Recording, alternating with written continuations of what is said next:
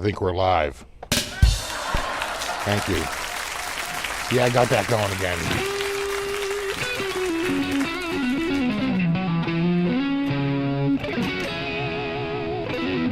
What's up, Gary? Josh, Matt, Trolls, Evan, Zach, Scott, oh good Lord, Guitar, Gary, Ryan, Jim, DC Rich. What's up, Speaker? Got Josh, got Tony, D-Tech, got Yeti Masi,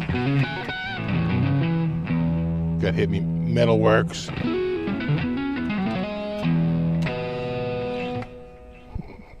The hell was that?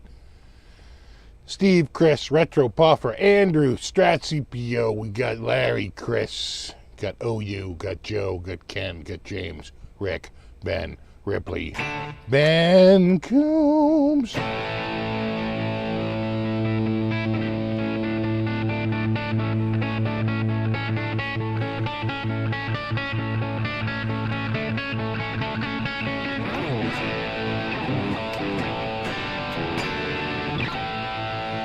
Ed Axman,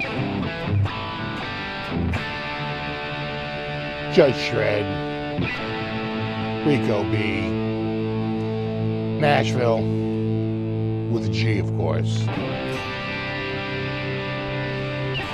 Ryan,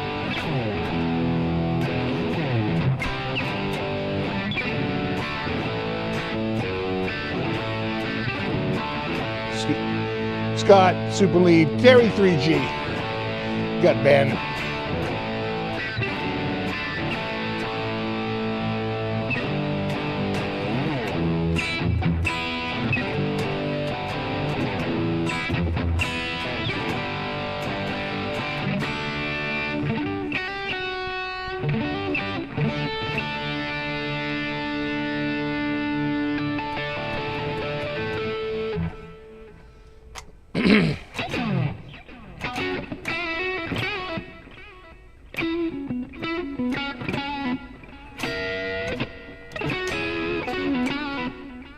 looks like we got the regular crew here. Hold on, I'm getting pop-ups. It's telling me to run an ad right now.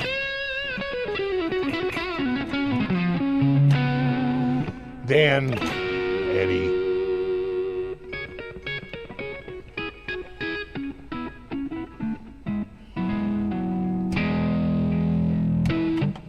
New Pedal Day got a new Rev chat breaker. I didn't even know about that. Is that an overdrive pedal?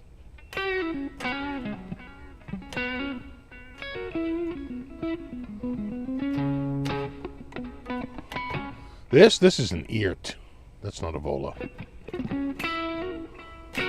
Exactly, Ben, all the cool kids.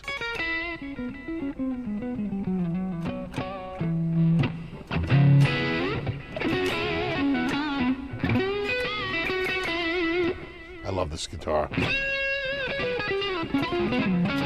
Every time I play it, I'm like, oh right, I really do like this one.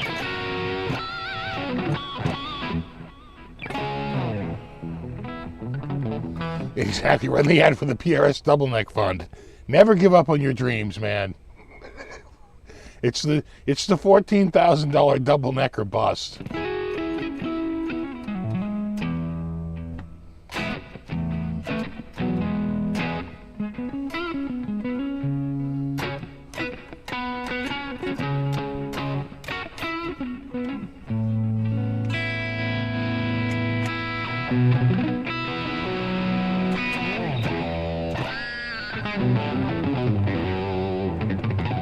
Yes, this is the signature. This is the SFB model. I don't care what they say.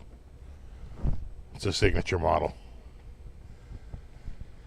With zero input from the artist and created with zero input from the artist and without the artist's consent.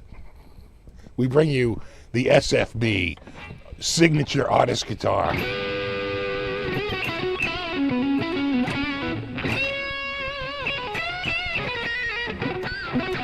Yeah, no, once you see the shark, you can't unsee it. Right? That's a shark swimming in waters right there, bro.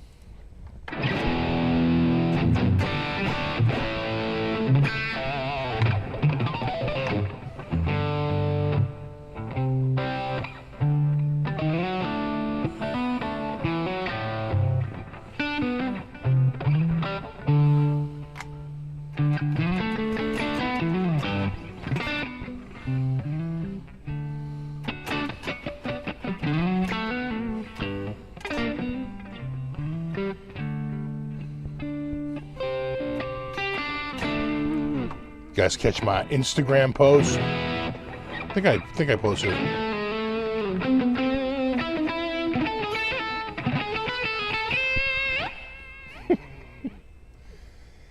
I love that solo, you know.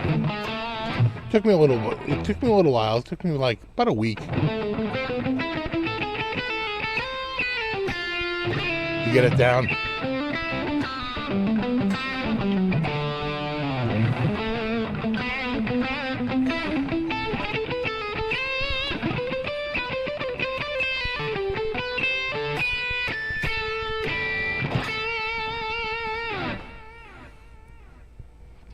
We'll throw the software off.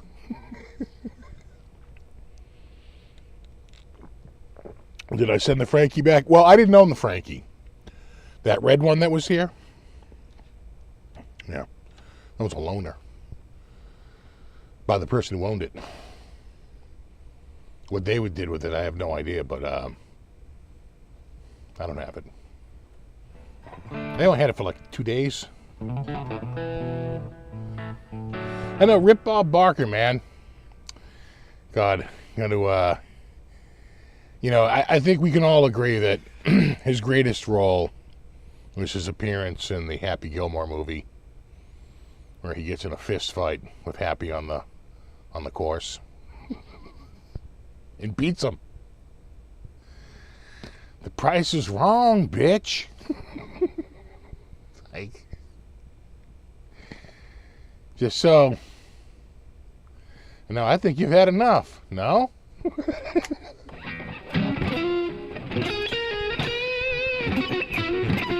I want the whole damn thing, yeah. You want a piece of me, Bobby? I don't want a piece. I want the whole damn thing.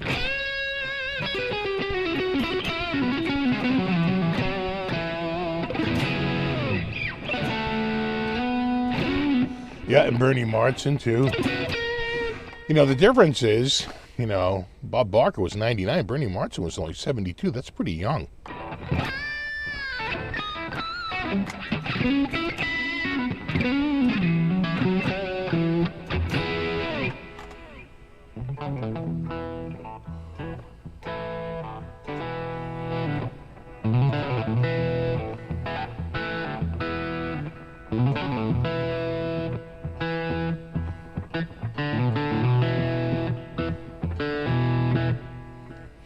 Yeah, Bob Barker was,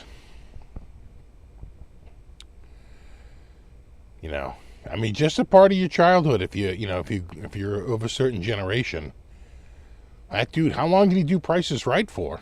I feel like it was 40 years, like a really long time. When did the Price is Right start?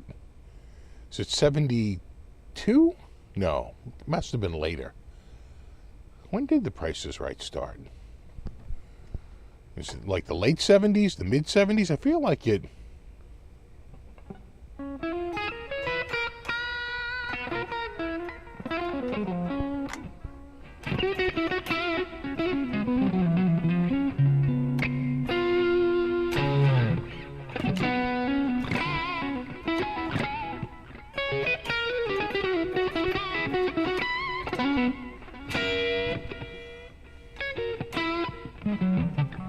Exactly, bidding $1.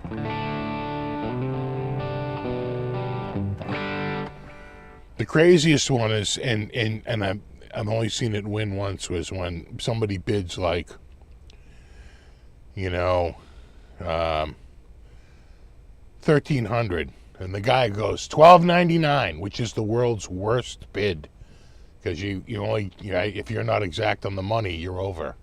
There's no space between you and the next highest bid. And it came up, the actual retail price is $12.99. And Bob Barker going, you have no idea how incredibly lucky you are. Like Bob Barker just like shaking his head going, not only was that a terrible, terrible bid, like the worst bid ever, it was a winning bid. Is 72 correct? Yeah. Was he the original host, or did they have somebody else before he took it over? I wouldn't even doubt, Frank Hammerstein was the host for the first couple of years, replaced by Bob Barker in 1974. I don't know. Was he the original host?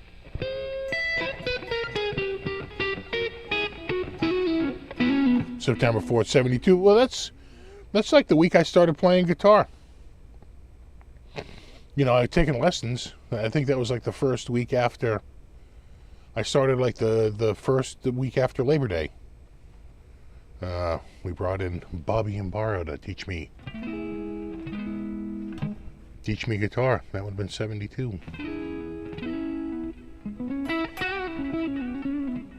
Yeah, we got the guitar over the summer.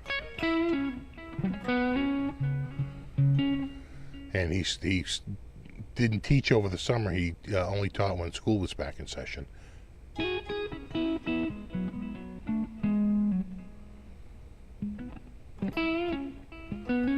Started playing 24 years before I was born. Yeah, I can say to a lot of people, kid, I've been playing guitar since like literally before you were born. I remember I went to a place and they carded me.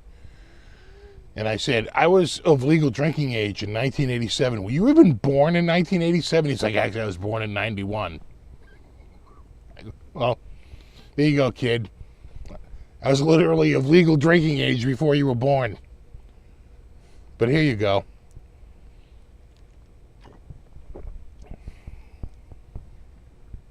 Yeah, Roddy died of breast cancer.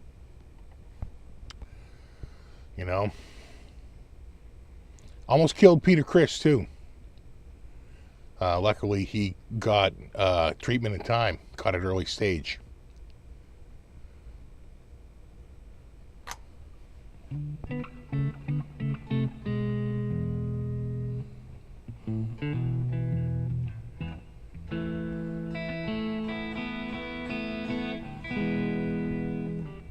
I think Bernie does still own the Beast, right? I hadn't heard about him getting rid of it.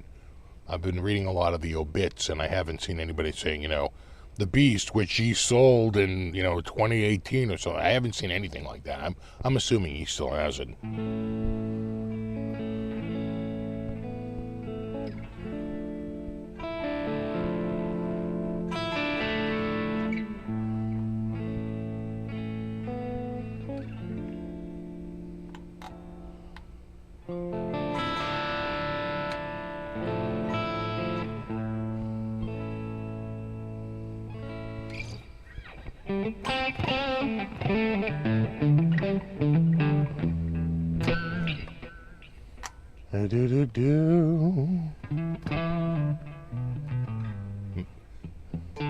That is a pretty nice Strat sound. What's up, Perfecto?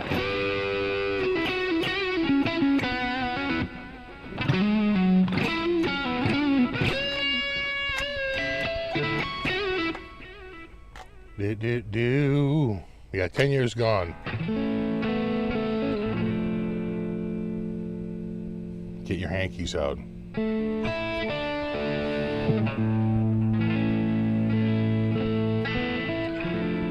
Dug that Zepp solo? Yeah.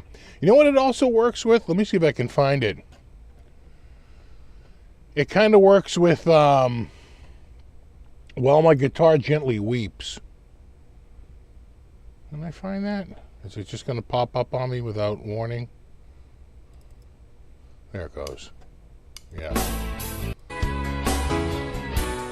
Yeah, hold on.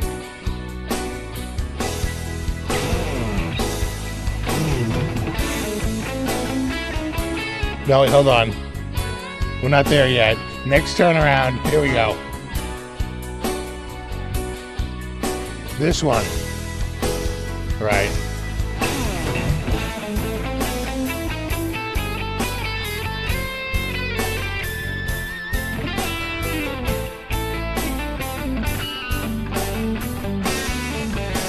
So hard to play it at the slower speed.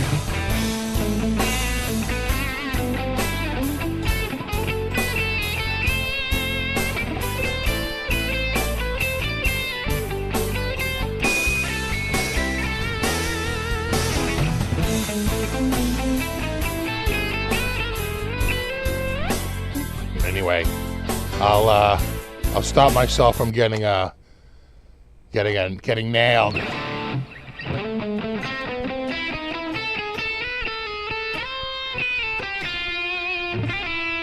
Gotta play it at the slower speed, it's hard.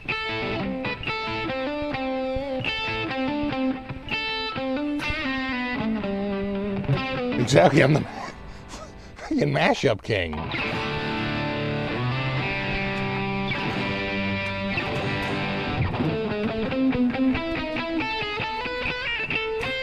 Thought it was a little weak. I was in single coil mode. I hate when that happens. It's wicked hard.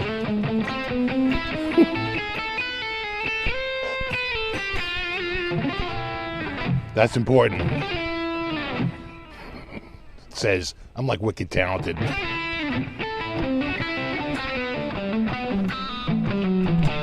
There we go.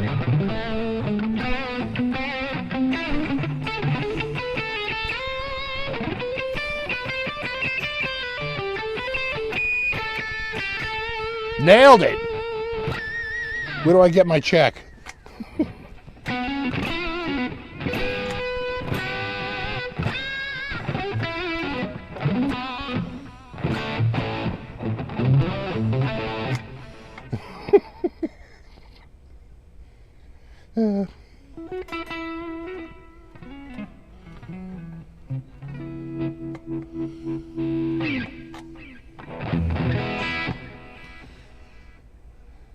Yeah, right. You usually show during the U Up sessions. I know, a little early for you.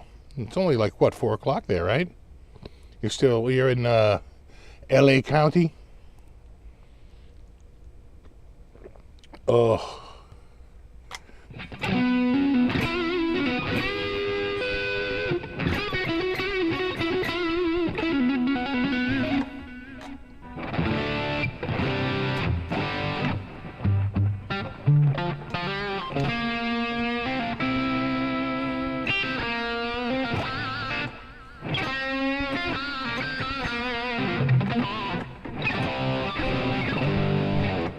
And I'm gonna hear from two friggin' groups. I'm gonna hear both from the Beatles and the Zepp dudes. The Beat Zeps. They're like, we're splitting your money 50-50. You get 0. We're going 50-50-0. Hey, thanks.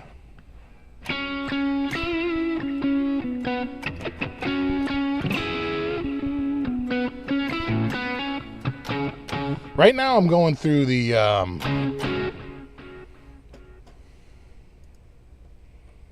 what number is this one?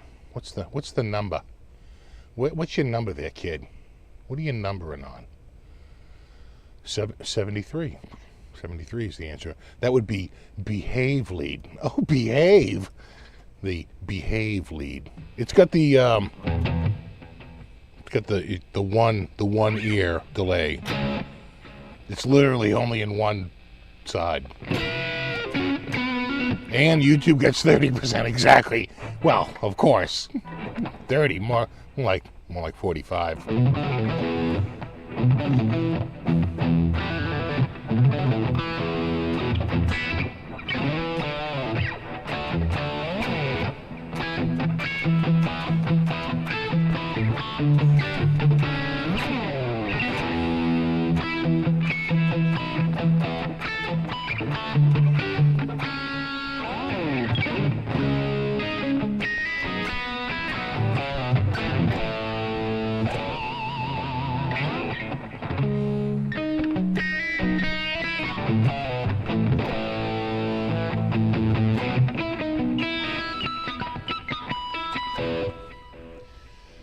What's the height of the action at the bridge? Oh, about that high.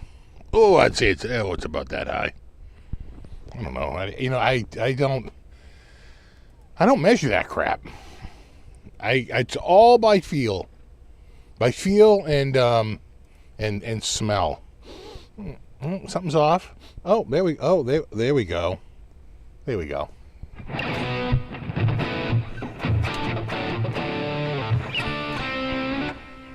To be honest, I really just set my low E and my high E to taste, and then using a radius guide, matching the radius of the neck. And I go with the radius at the 12th fret because, compound radius. I like it around the 12th fret. That's the radius I go with. Using that, I set the rest of the strings. I lower them until they just touch that little radius arc. And that seems to work. When I run the strings at a 7 1/4 radius on a 7 1/4 radius neck, a 9 1/2 inch radius, a 12 radius, a 14, etc. That seems to work for me.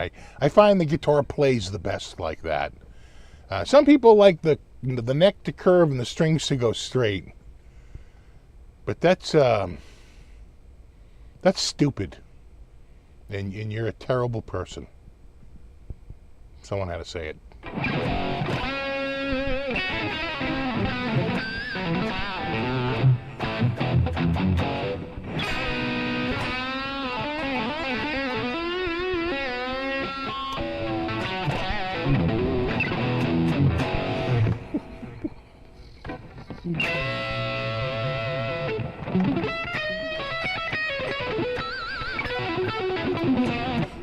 You don't have a radius gauge, you measure the action. Yeah, but that takes a long time, dude.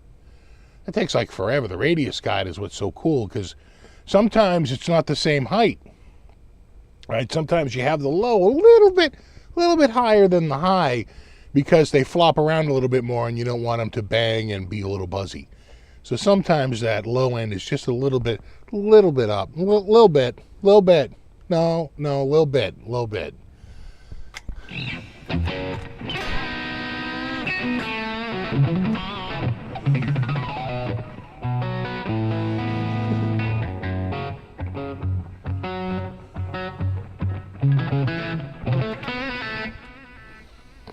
I guess newly released live footage of Van Halen at Monsters of Rock in '84. No, but were they doing Monsters of Rock in '84? I saw Monsters of Rock in fact, I saw Speaker, I think, was with me. Speaker, were you with me for Monsters of Rock? I thought you might have been. Were you there? We went to go see Monsters of Rock with Dawkin, rhymes with Rockin'.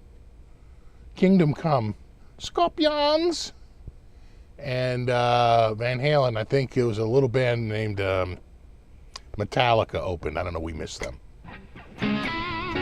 Yes, I thought so, Speaker.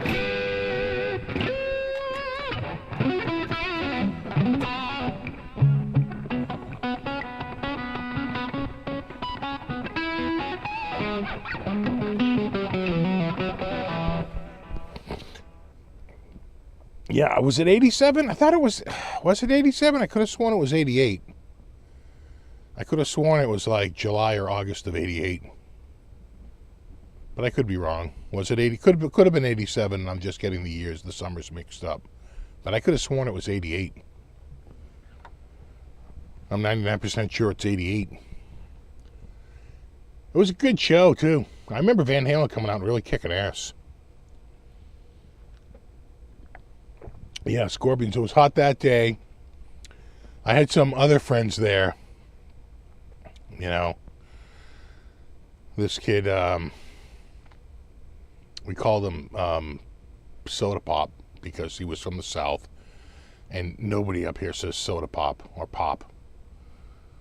Nobody. It's like tonic. He's like, tonic, that's something you put in your hair, right? Or just soda. But nobody says pop or soda pop, so he got the nickname Soda Pop. And I remember an M80 going off, and And I knew that those guys were there, and I knew that they recently had got some M80s, and I was like, no.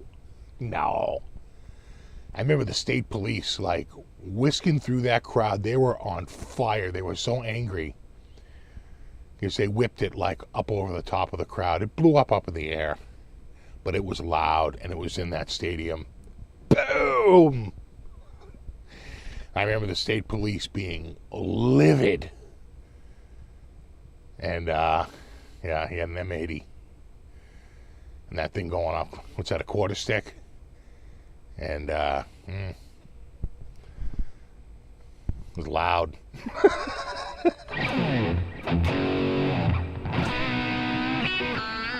They were not happy. And so later I saw them, and and he goes, did you see that? I'm like, yeah, was that you? He goes, it was. He goes, we threw it, and then we quickly, like, ran out. He goes, I whipped it way up. He goes, I knew there was no way it was going to land. He goes, I whipped it way, way, way up in the air, and we ran, like, right into the outside and spun around, came in. I was like, okay. Like, stupid.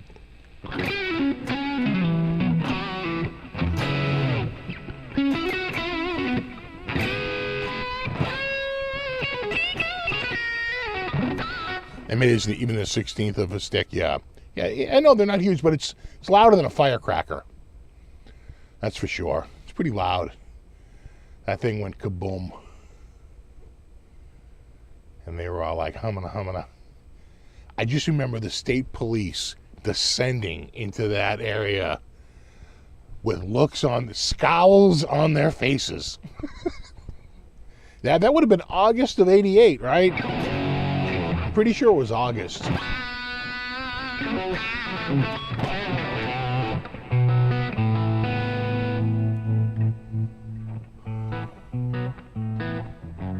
You know, very disapproving scowls. They were looking to catch whoever did it, but they didn't get caught.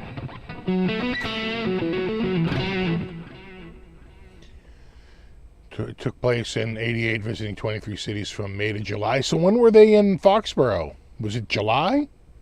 Or it couldn't have been June. I feel like it was later in the summer. There's no way that was a June show. Was it a June show? No. Check out when did that tour hit Foxborough? I feel like, I want to say it was August, but apparently it was over in July.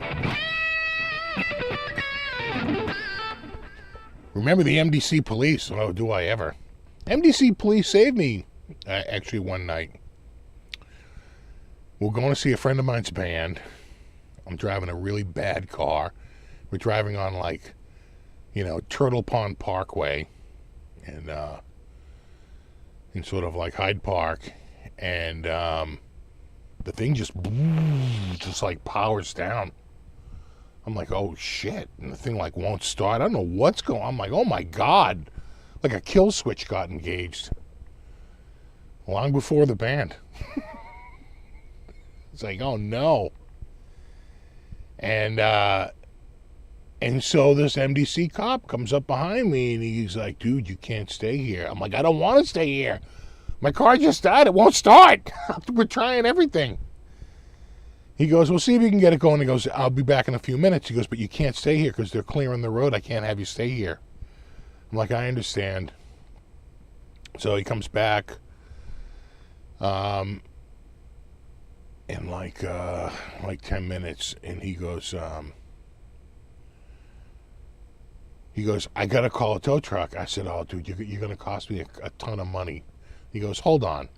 He goes, throw it in neutral. I put it in neutral. He comes up behind me. They had that big, like, almost like a battering ram on the front of that car. He slowly comes up and gets against me and starts to push me up the road. And as he's pushing me up, got to remember, my car isn't running, so I don't have power steering. I'm coming up where there's the St. John's Church, and I'm going to take a left up to, like, LaGrange Street. And, they're carving out all the snow paths, but there's a giant triangle of snow in the middle. You see what I'm saying? Because one goes up here, one goes down there, one goes up here. And the next thing you know, there's a big triangle of snow in the center of that intersection. And I get pushed like right into the middle of that friggin' triangle. And I'm like, oh no. My friend that's with me, he's like, oh no. And then all of a sudden, whoa! He nails that friggin' cop car. My friend goes, holy shit! We go flying out of that thing. That thing was so strong. It must have had four-wheel drive. That MDC, you know, it was one of the new MDC cop cars. Remember when they had the big change, SFB? They changed from the old style to that, like, way more modern. It's probably, like, the mid-'80s, like 85, 86, somewhere around there. And maybe even earlier. Geez, I probably was like 83 or 84. Anyway, I get up into that. He literally pushed me right up into St. John's parking lot. And I was like, whoa. And he's like, there you go. Now you're off the street. See if you can get your car going, call help, do whatever you got to do. Of course, there's no cell phones back then, right? And it's like a, I don't know, 5-mile walk back to my house. So we're like, okay, let's figure this out. And we're trying to start it and trying to start. It won't start. And now we're killing the battery. Finally, this dude shows up with jumper cables. He goes, oh, I can jump you. And I'm trying to start it. He goes, are you giving it gas? I'm like, yeah. Right. He goes, oh, dude, I think you got a problem more than your battery. I'm like, I know. Don't worry, man. He's like, understood. But he gave me a little juice, like trying to do that. We sat there for like 20 minutes trying to figure out what we're going to do. I said, what do you think? We're going to try it? It starts up. I go, are we still driving to Cambridge? He goes, sure. We drove all the way to friggin' Cambridge to go to the Middle East. Or, yeah, I think it was the Middle East, or it might have been Riles. Riles upstairs. It was probably Riles in Inman Square. Drove all the way to Cambridge from friggin' West Roxbury. Holy shit. Probably not our brightest moment, but we made it. And the car started, and we made it all the way back. And then, of course, by the time we got there, it perfectly charged the alternator, perfectly charged the battery. You know, by the time we got all the way to friggin' Inman Square. I'm just surprised it didn't conk out. You know, again, like the weirdest thing, it just conked out, and then all of a sudden it just got going, and then we took it.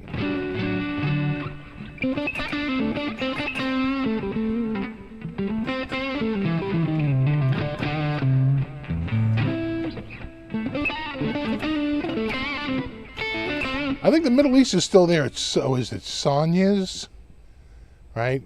And the Middle East, right? They broke it into two clubs.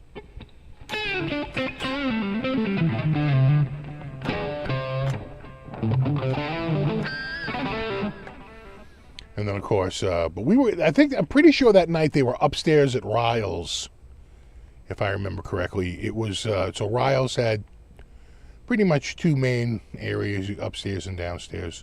You used to go see Bruce Bartlett and, like, who else there? Campbell. Was it Dennis Campbell? What was that? I forget now. Drummer. And when we go see Bruce Bartlett, and they'd play downstairs. But upstairs, I'm only sure it was some sort of like night shift, or like some I forget the name of the band. Might have been Night Shift. Middle East is getting sold. There's kind of hotels going up there. Well, there's so many clubs that are gone, you know. Sonny's is the old TT the Bears, is it really? Yeah, right. Okay, so TT's used to be in where Sonny's is now, right? Right. Yeah. Yeah, no, Night Stage is gone. Johnny D's Uptown is gone. Bun Ratty's is gone. The Rat is gone. Celebration's gone. Lipstick is gone. The only one that's still left, even in that area, is the Paradise. They're still there. Channel's gone. You know, the whole murder was probably bad. It's a parking lot now.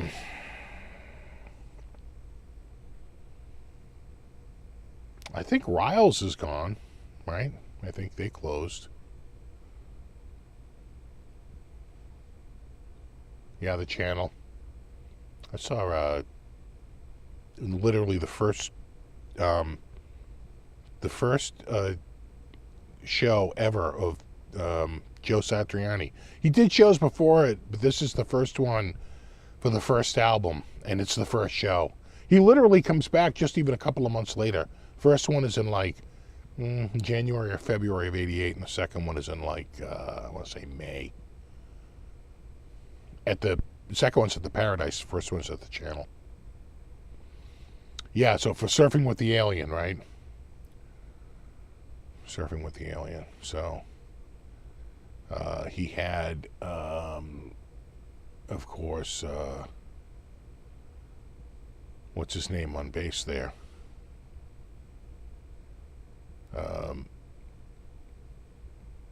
And there was an album before Surfing, but no one really knew him before that. That's really what broke him through. If you go back and look at his touring history, they don't really have much before that first tour, right? It's really spotty. He doesn't really get the funding for a big tour until that album breaks. Yeah, Stu Hamm. Yeah, Stu Hamm was on bass. And of course, he does the whole Linus and Lucy thing. Yeah, that was at the Channel. I saw a Chick Corea Electric Band at the Channel too, and they were really amazing. Like unbelievable. Like their musicianship. And that was the first time I saw Frank Gambale. Like, who the hell is this guy? Frank Gambale, what? My God. You want to talk about, like, just unbelievable.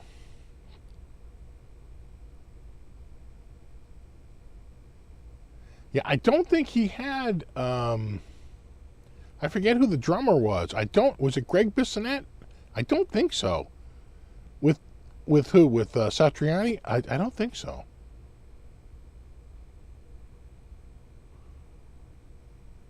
I think at that time, well, no, I think he's still with Roth, right? 88? He's still with Roth. Yeah, I'm trying to remember. I think when I saw Frank, so it's the Light Years tour. Is that 87 or 88? I want to say it's 87 because a lot of my friends, I have a very short list of people who can go with me to the show because I'm just turned 21. And so it's like all my friends. So like a lot of my friends are still 20 and 19. So they can't go to the show because you have to be 21 or older to get in. So I want to say I saw Chick Corea. It was probably the summer of 87. And again, holy shit, the musicianship. Chick had a full like Mac setup doing sequencing, live sequencing. I mean, talk about scary shit. No backing tracks, like literally a live MIDI player. That's scary. And Weckl, my God, he was just on fire. Dave Weckl is what a technician. I mean, just unbelievable. And it was John Patitucci on bass, and of course Eric Marienthal on sax, and Frank Gambale on guitar. And I think Gambale had an Ibanez at that point. I'm pretty sure he would. I don't know if he had completely morphed into that yellow one yet. I feel like that doesn't come for like another year. I want to say he was playing like one of those early Radius models. I'm pretty sure.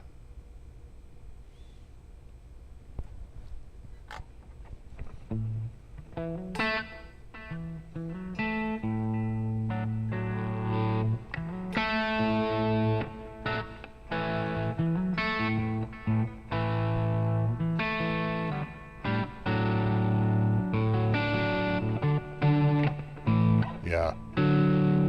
That sounds... Sounds a little loud.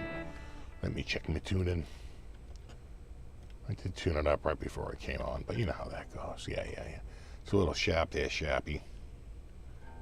I think you took a Sharpie to it. That's not too bad. See, there's a problem. One's sharp and one is not so sharp. That one's a hair flat, and they really sound out.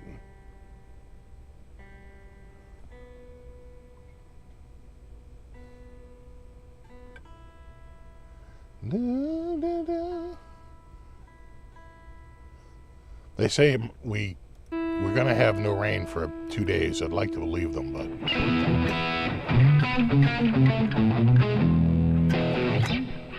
I think they're saying by Thursday. Can't friggin' break out of this wet pattern. We have just like get rain every couple of days.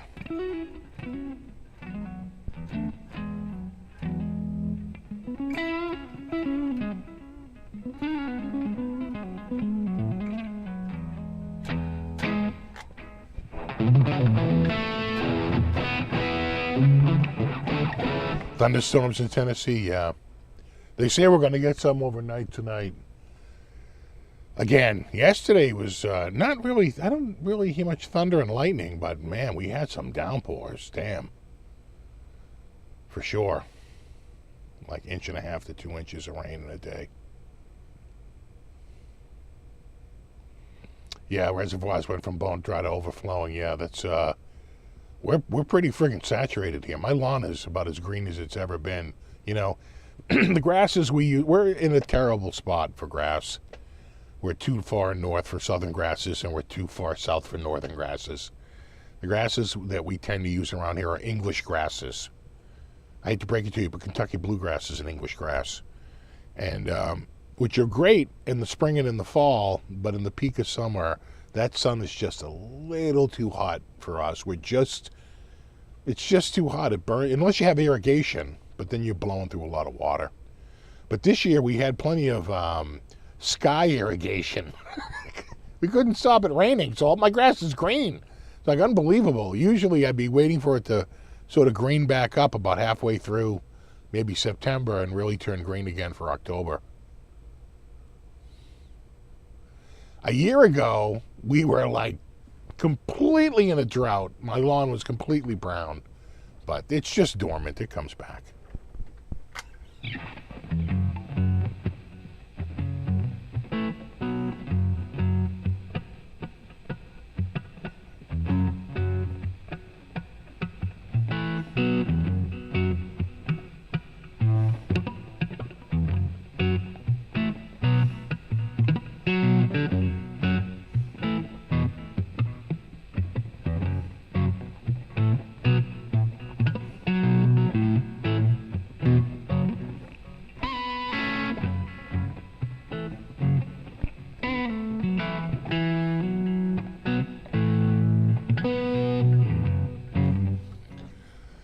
Playing a hard fescues, yeah.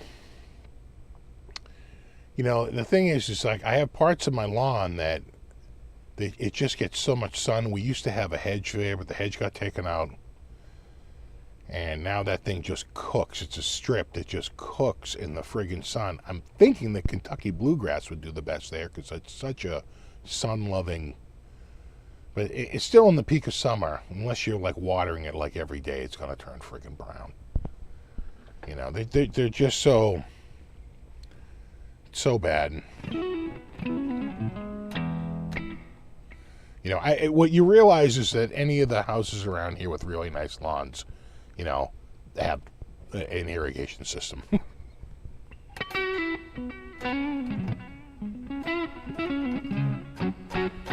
haven't done much cooking.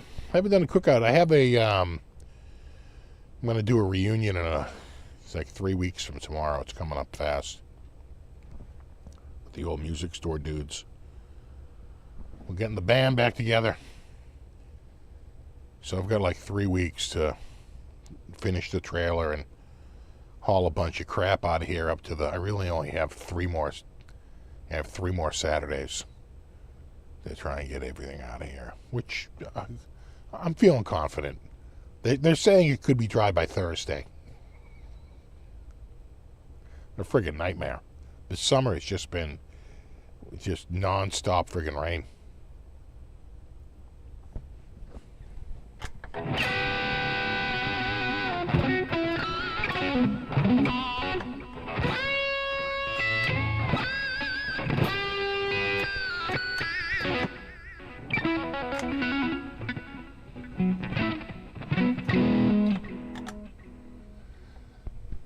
Yeah, we haven't seen crazy hot weather. We had a couple of, hot stretches, briefly, but last year, way, way hotter.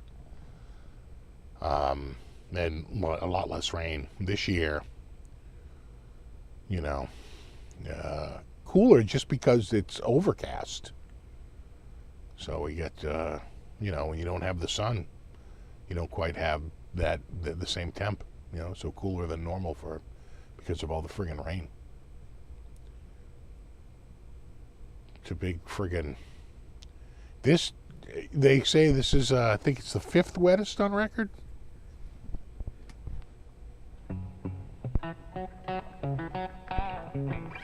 But I feel like everybody's been in kind of like that. Like people in the Southwest have been in like a really hot, like over 110 degree pattern for like, 8 weeks now? It feels like 6 to 8 weeks. You've been in the same pattern? Can't break out of the pattern? Longer? 12 weeks? Because they were explaining that the patterns go about 6 weeks in length. And we had one, and it started to break down, and then it set up again, and we have another 6 weeks, which should break by about Thursday. The last time I worked on the trailer in like any meaningful way was May 30th. Ah.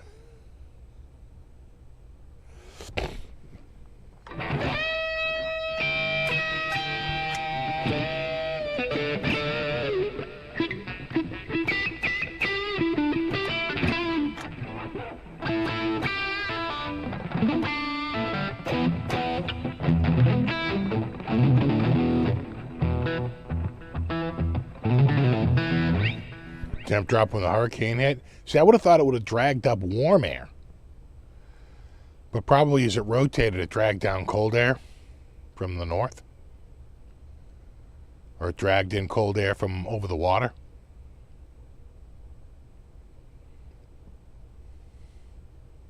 Looked like some crazy mud, too, like quicksand type mud.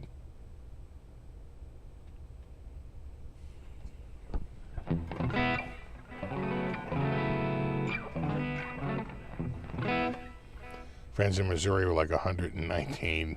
Yeah. Was it last year that Canada had the crazy heat? Like temperatures like in the hundreds, which, Canada doesn't really get temps that hot. But I want to say it was it in British Columbia? That they had a big plume of hot air punch way up.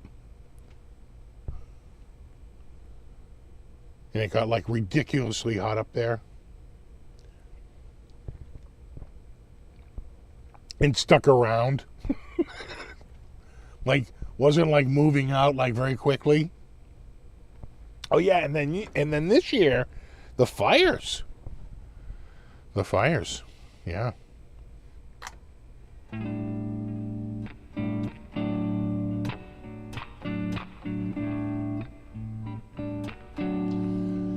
.107 with a heat index of 112. Man, we were cool. We've been cool, but kind of a mix of sun and clouds today.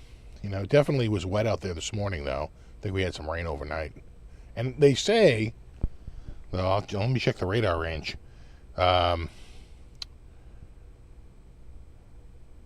They say we're going to have another round coming through tonight because there's going to be a cold front coming in, and so tomorrow should be lower humidity. Oh yeah, no, you can see it. Are they falling apart or are they bubbling up? It's like, look like they're falling apart a bit. Falling apart there, bubbling up here. Pish posh.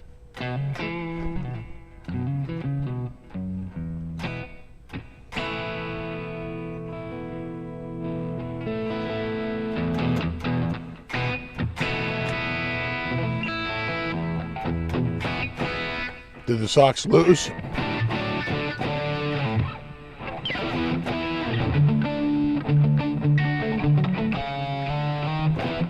Walk-off home run. I mean, a winning home run by Mookie.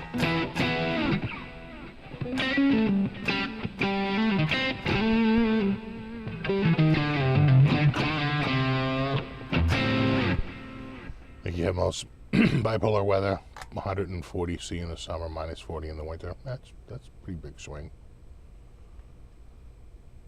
100 plus degree to minus 40 degree swing, yeah. Yeah, minus 40 C is minus 40 F.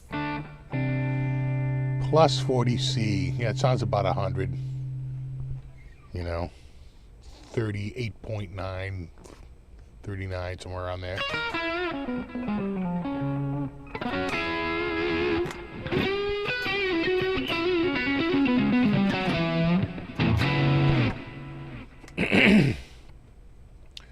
We can get it in. We can get it in the winter because we'll have a day where it's like ridiculously cold. Like 15 Fahrenheit. That's negative territory for Celsius. And then the next day it can punch up like into the 60s. Just because the winds change from a fierce north wind to a big, southwest wind, and heat's been building and it finally punches up, and there's a huge swing in temperature. It's rare, but it can happen. Massive, like 70-degree temp swings.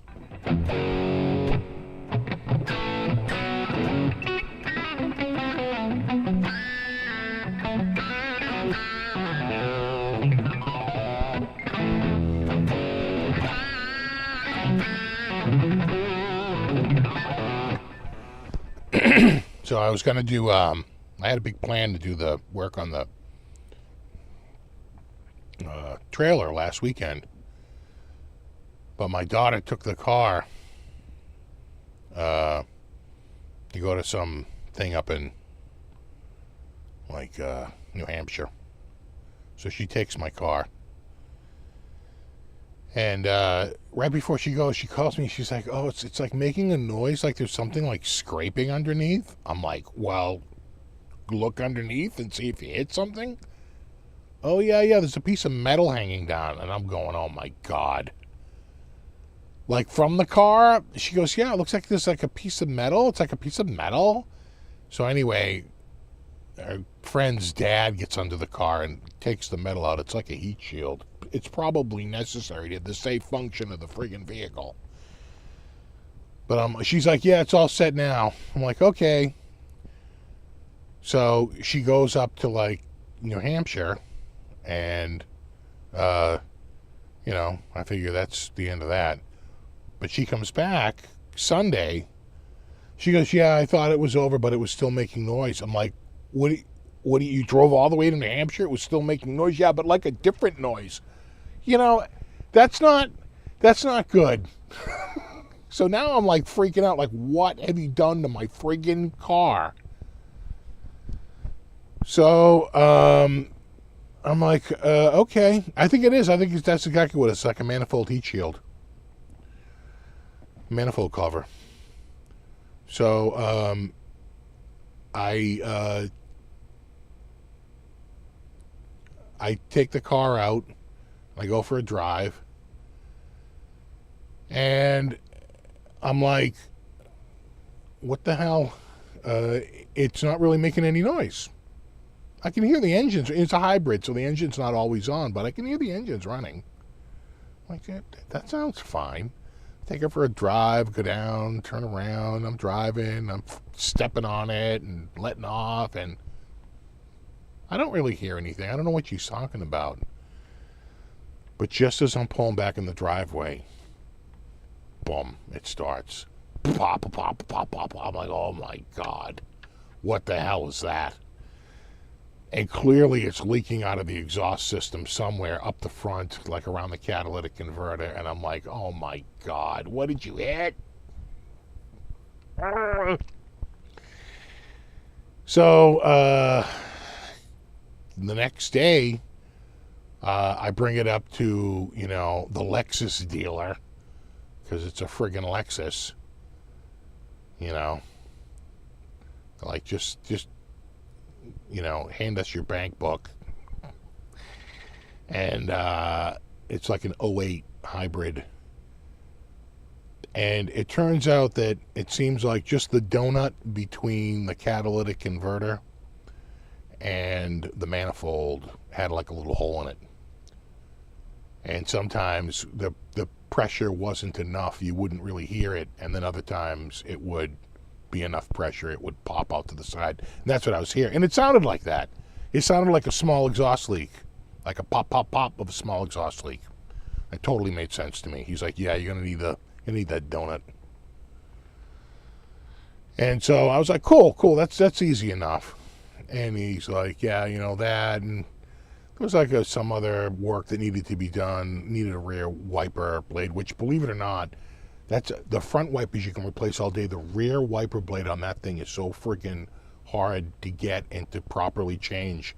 It's like no one has the right one. It's the right length, but it won't fit into the clip on it. It's been I've tried to replace it twice and couldn't get the right part. They're like, yeah, it's dealer OEM. It's crazy, the rear wiper blade. Front wiper blades all day long, but the rear one, no. Do the rear wiper blade.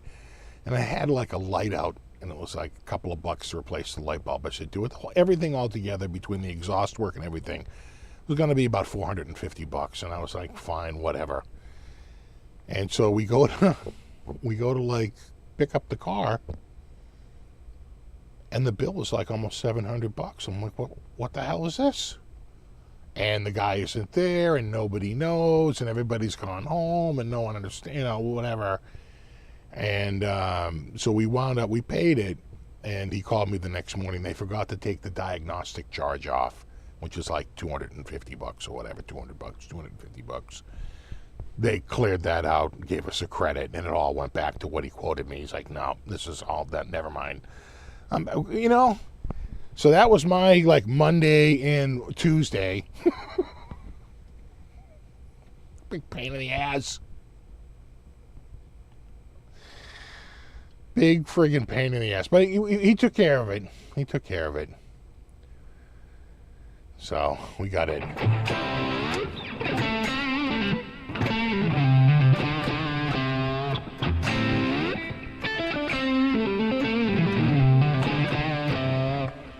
We did get it. It had just passed inspection before she took it. I went and got it inspected right before she took it up for the weekend. Thank God I did. So now the thing is that now I have to figure out. Now I know, not terrible for a Lexus dealership. I said the same thing. That wasn't that crazy. It was like about $450.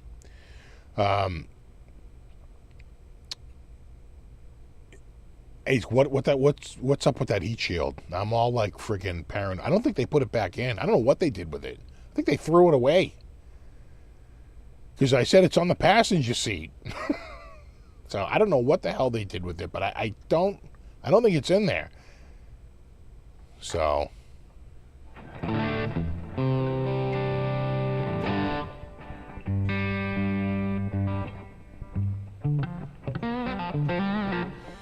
of course, he was trying to sell me on 4 new tires. And I said, dude, he goes, I will say, he goes, they have plenty of tread on them. He goes, it's just that they're getting a little cracked. They're getting a little old. I said, yeah, because I don't drive the car. It's got like no miles on it. I got it with like 155,000. It's got 161,000. So, what am I putting tires on it for? He's like, I know. I said, you know what, I'm going to put tires on it when I go to get a sticker. And the guy goes, I can't put a sticker on this, not with these tires. Okay, then I'll go get the tires. But until then, no, I'm not putting the tires on it. He's like, I got it.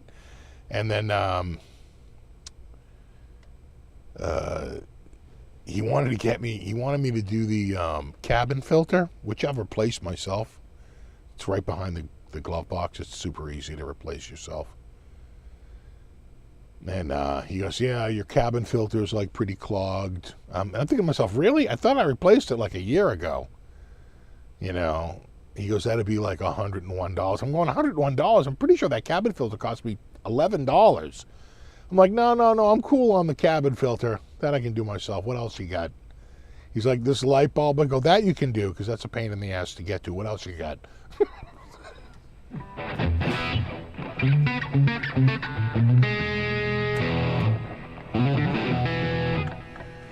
Dry rotted tires, a dangerous blowout city. Yeah, I guess if I was on the highway, but it's all around town. You know,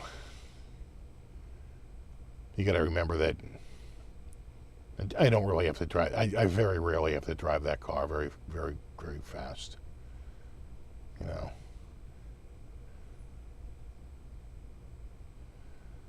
$100 for a cabin filter? Now I'm at a Lexus dealer. Right? It's like when you go to get a printer at Staples. How much is the printer? $29.99. How much is the USB cable? $49.99. Interesting. The same USB cable I can get for like $3.99 on Amazon delivered.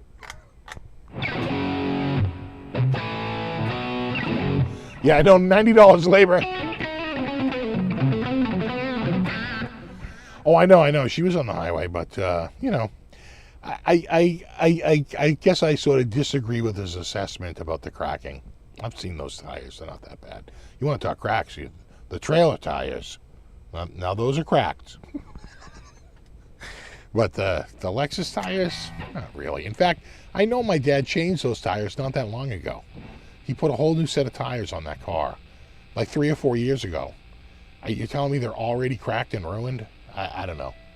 I would say that was what I would call a cautious statement by someone who is looking to sell 4 tires.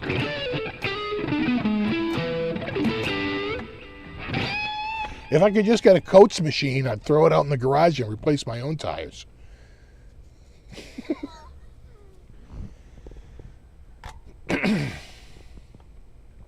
Get a nice 1968 Coates.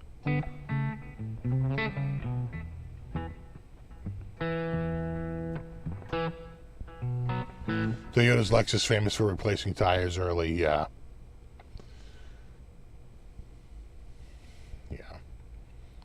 You know. Like I said, when I went to the Cape Cod Coliseum that night, like I broke a radial belt in one of my tires. I still drove on the highway home. You're fine.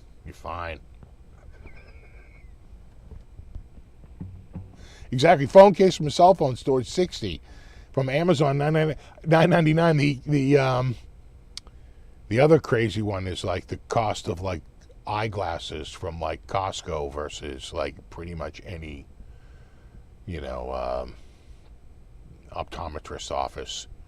I remember I was going to this optometrist and she was like, oh yeah, we can get everything, blah, blah, blah. Your copay after like your insurance coverage will be like $310. I'm like, how is that even possible? Well, the glasses are like $560, but then it covers like this amount. I'm like, how can glasses be $560 goddamn dollars? I don't want to hear. Went to Costco. Yeah, your glasses are, $180. They're covering $170. I need $10. I'm like, now you're talking. Oh, thanks, music therapy class. Big story from San Francisco to L.A. through a hurricane, earthquake, and flash floods to save a friend. Yokohama's on the Subaru, yeah. Yeah, the Yokohamas. Can't go wrong with the Yokohama. That brand's been around a while now. We carried mainly Cooper, Michelin, and BF Goodrich, I want to say. What's up, Aljon? Good to see you.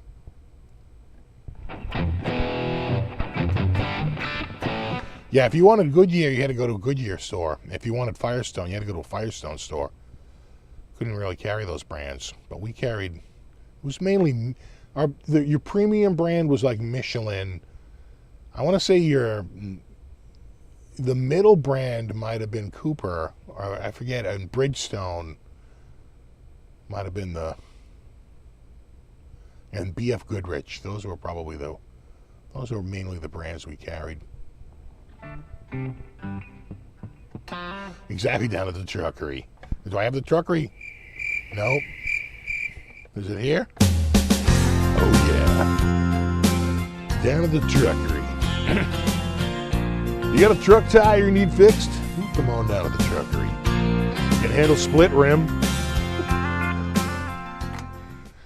Then they show you the split rim video. You watch a man get killed from they're like, you don't want to be like this dude. Like, did you have to show us the dude, like, literally getting killed in this? Yes, you had to see him being killed. It's like, I don't want to see that.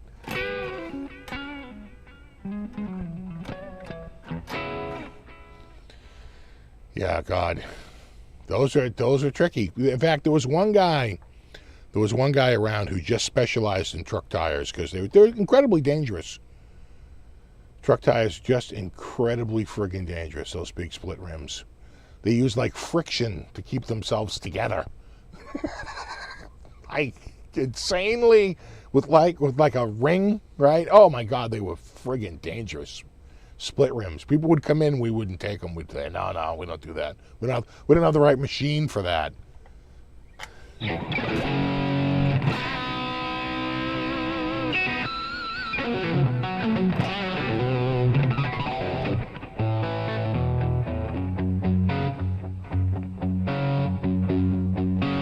Exactly, speaker. You needed a safety cage.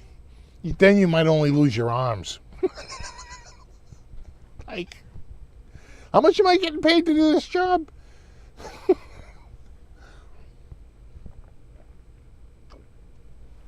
They probably figured it out, but this is like 1980, 1981. That's when we were doing tires. 80, 81, 82, 83. We didn't do tires as much. I would say we probably maxed out in like 81, 82 with the tires. And then it was more mechanic after that. Didn't really have the right shop for it. It was mainly tires. It was crazy.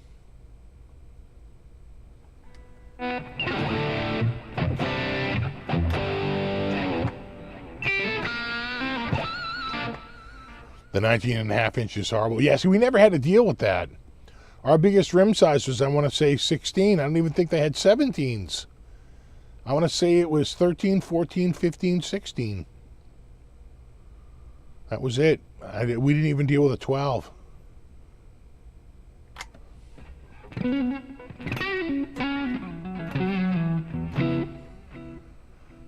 Yeah, the retreads. We used to sell retreads. We used to sell the friggin' retreads. Oh my God, did we sell retreads. And my dad used to say, if you're driving on the highway, don't buy these tires. But if you're just going to drive around town and you're never going to drive on the highway, you can buy the retreads and drive around town. And he sold a lot of them. Thank you, Tony. Thanks for showing us the Zep Solo. Yeah. Got it down now. Do you want a test one? Yeah. All right. The great thing is it's a 3-note phrase over a 4-note grouping, right?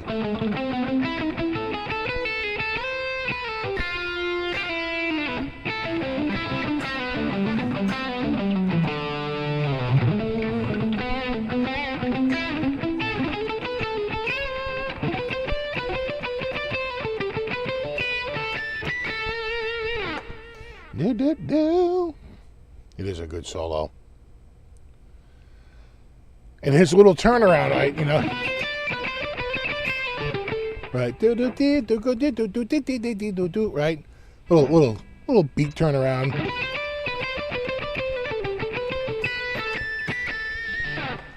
Great solo. And the other thing is that it's not full of guitarisms like so many guitar solos are. It's like it doesn't have anything like that in it because it's not that. It's a keyboard solo. It's written by a keyboard player, and you can tell, right? This is all approach. He's got this A minor, and he's just doing this approach note.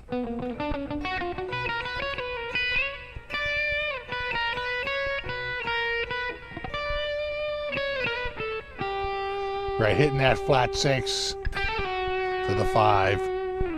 Beautiful. It's one of my favorite solos, like period. It's like very lyrical.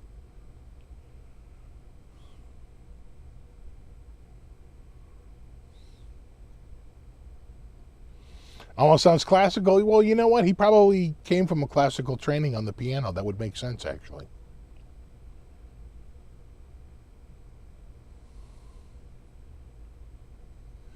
You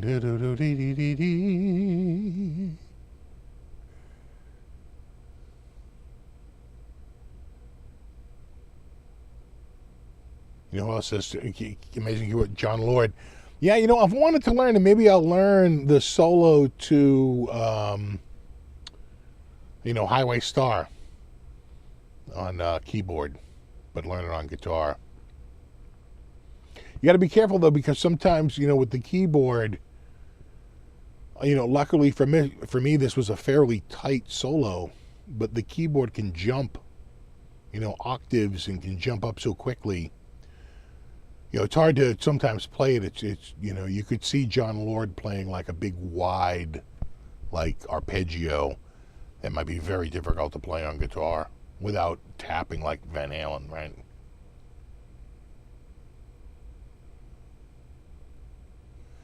Just recently posted the acoustic solo for "Thank You" by Led Zepp. Another great, not just a great tune, but another great solo,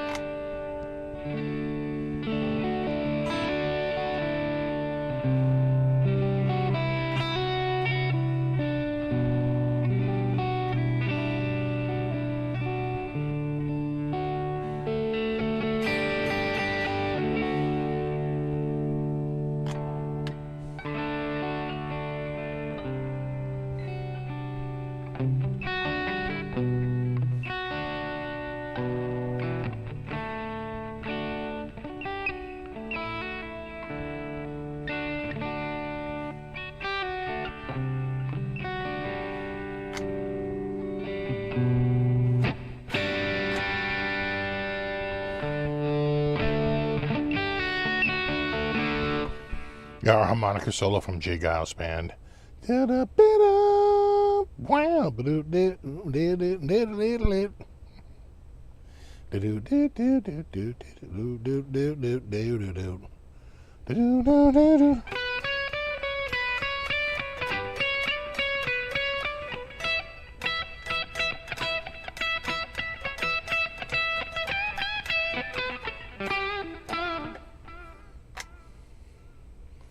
can hear it in Whamma Jamma.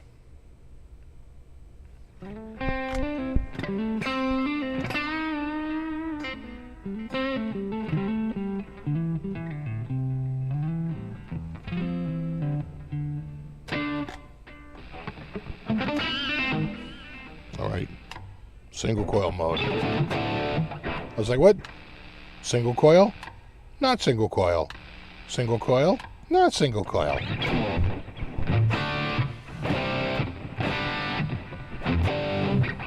Exactly, reputa the buta.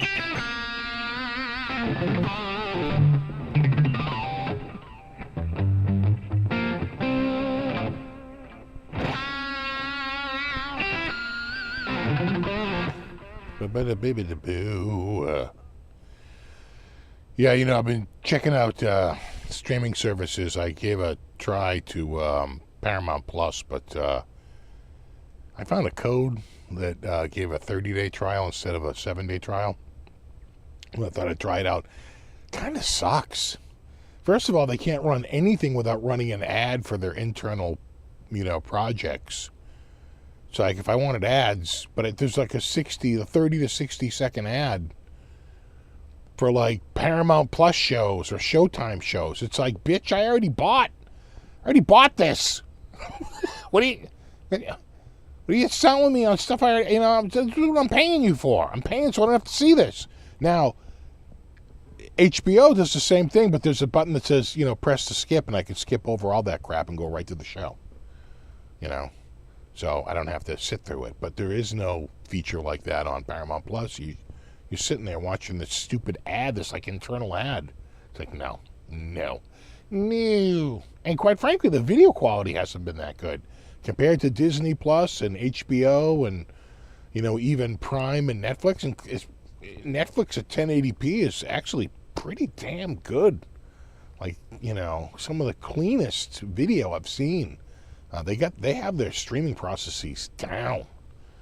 I thought the Paramount Plus has been a bit of a bust. So I have marked my calendar for 28 days after the day I signed up to make sure I cancel that shit before the 30th day, because it is it's a hard pass.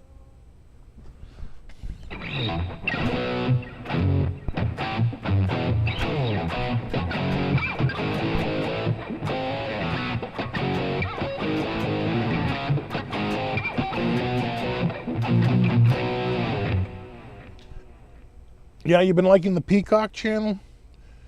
I'll see if I can find an extended. I've been trying out services. The only I would check out Apple, but Apple doesn't really have any content other than their own internal content, and their internal content is have no interest to me. I want to see like movies and stuff like that, and they have like Major League Baseball. Couldn't see the game last night unless you had Apple Plus, but they pay. You have to. I think it's more money. Right? So if you want to see if you want to see Major League Baseball on Apple Plus, you have to pay extra on top of the monthly fee. It's like, no. No. It's like, stop Starbucking me, man. So I could give Peacock a try. See if we like it. But I got to see if I can find like a 30-day trial, I tell you, Amazon Prime's pretty good. They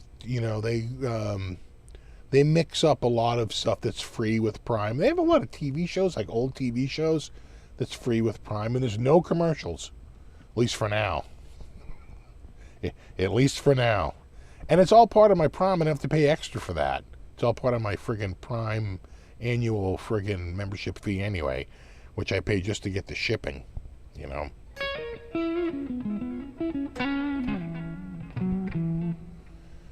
Do I know the Raft to Cult Love Removal Machine? I don't think I do.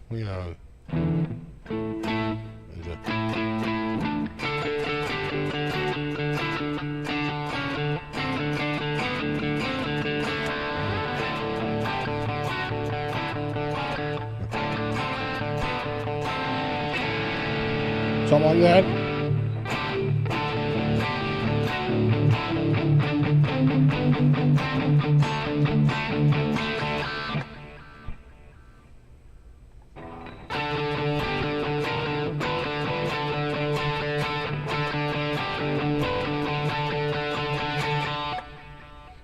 Something like that. Something like that.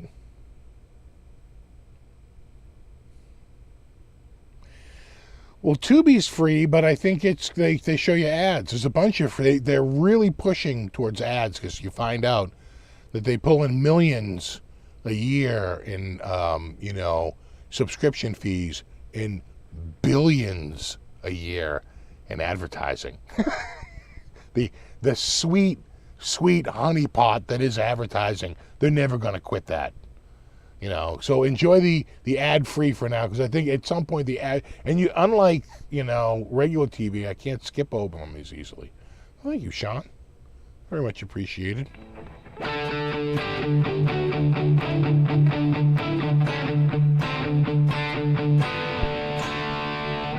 That She Sells Sanctuary? Close enough. It's like, is that...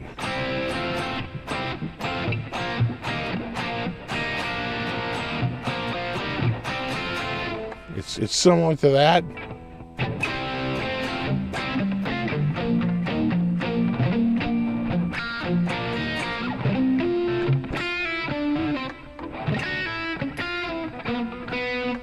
Yeah, exactly. You're going to be back to normal TV, except that instead of paying, $150 a month in cable, you'll pay like $380 a month for each individual streaming service to get, because everyone will have some exclusive thing that you want.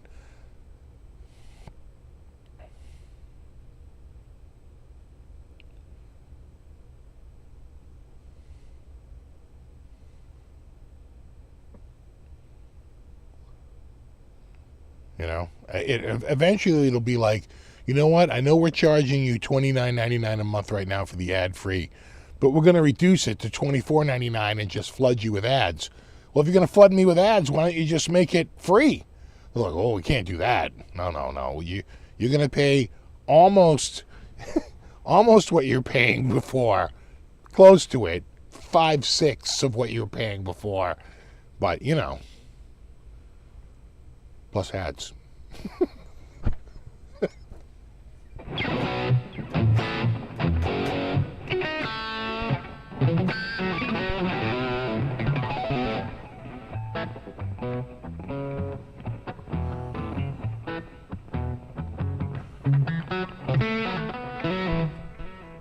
don't sit down anyone sits in front of a TV all day, get bored. Well, I like, if it's a Mystery Science Theater 3000 marathon, you can do it all day.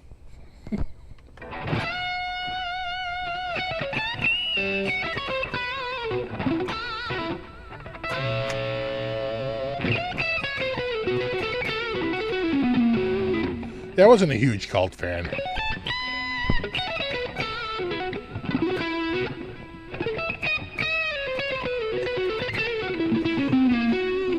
I saw the cult open for Metallica. I saw the cult open for Billy Idol. In fact, that was the first show of the tour. Worcester. In 1986. And they came out on fire.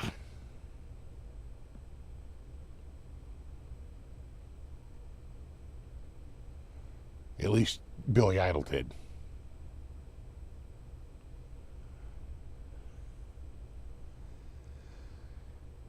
I know Electro Mega. That's right. You know what? I love Shout Factory because they have a 24-hour streaming channel, but better than the 24-hour streaming is they just literally have a list of all the episodes. That way you can go through and just pick, if it's available to stream, they usually have it there to stream. What they can't stream, the ones that are tough to get are like the Godzilla movies and the Gamera. He's always been a little tough. I think they finally got Gamera back, and so I think they do I think there's 3 or 4 Gameras up there. None of the Godzillas though. They can't get the distribution rights. That's the one problem with their whole business model, is that they have to rely on obtaining the rights to rebroadcast those movies in their entirety.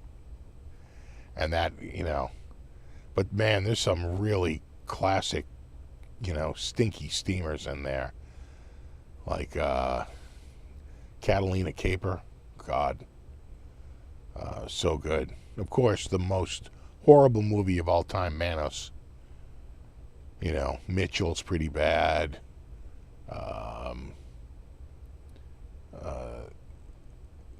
Pod People's pretty bad. That's up there. But I love the the ones that are Swedish or Finnish, right? Like The Day the Earth Froze. Those are really good. It's really good when there's, not just a bad movie, but also overdubbed. Because the overdub acting is always just awful. Adds a whole new dimension of awfulness. Yeah, Mitchell. Well, the Gamera one, they actually lost it, and they lost the ability to play it because the people who made Gamera were very offended, didn't realize they were going to be mocking and goofing on it, and they weren't happy with that. They were very upset. But what wound up happening was the Gamera rights came up for sale, and some United States corporation just bought it, and just bought it outright, and they licensed it. They have no problem licensing it at all. They're all too happy to. So it's very interesting how that Gamera one got released, but Godzilla, I just think it's too entrenched. I don't think you're going to see those get released anytime soon. They can't get them. They had to pull them from DVDs, right? They had to pull the DVDs because there was a big copyright brouhaha. Right? The Godzilla stuff is on total lockdown.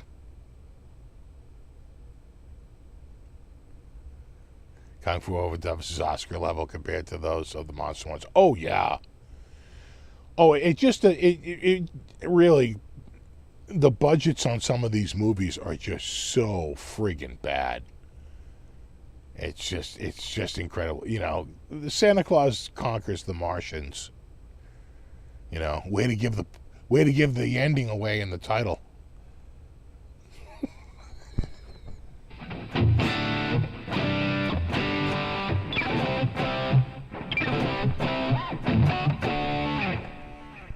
They even removed Godzilla from the original 80s sim game. Yeah, the Godzilla is. There's a lot of people with a lot of money tied up in Godzilla. That was a very big franchise in Japan, and there's just too many people that you would have to get approval from all kinds of marketing and licensing, and that whole character that is really tricky. Yeah, Baby Godzilla, the best smoke rings ever. God. And the thing is that they have the original Godzillas on HBO, but they're subtitled, and they're in the original Japanese, which you're missing the whole fun of the Godzilla movies is the god-awful friggin' voiceover work. You know, let's bring in the scientist. Well, what you see over here is this thing. I'm a scientist, you see, and therefore I sound like this. You know, it's like, oh my God. He's like the best. The best ever.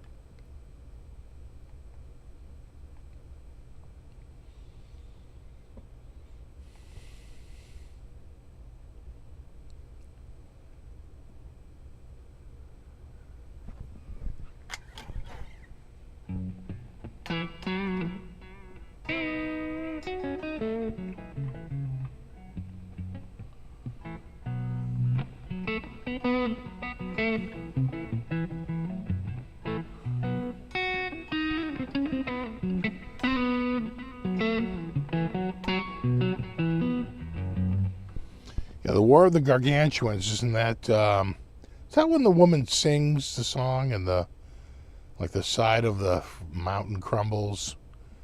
Or am I thinking of a different one? And this dude in a costume emerges. So many bad movies.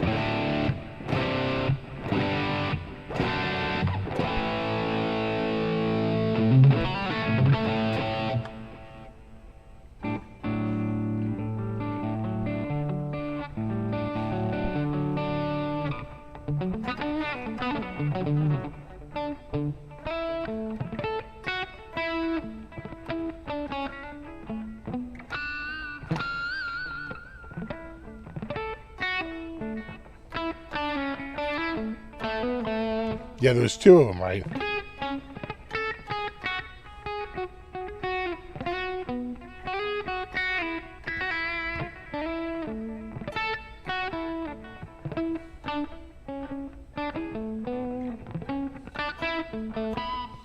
They're all dudes in costumes. Well, way to give it away, bro. Thanks for ruining my childhood.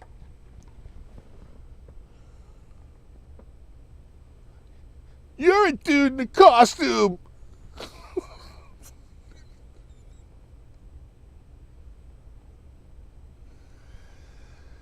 Do-do.